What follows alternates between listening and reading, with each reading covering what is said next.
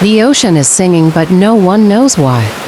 From the deepest parts of the sea, strange low-frequency sounds echo across thousands of miles. One of them, the bloop, was so loud, scientists thought it came from a sea creature larger than a whale. Others call it the sound of shifting icebergs or volcanic tremors deep beneath the ocean floor. But the truth is, no one really knows what's making these underwater songs. Is it nature, a secret sea monster, or something we've never imagined? Coastal Mosaic. Discover the ocean's most mysterious voice.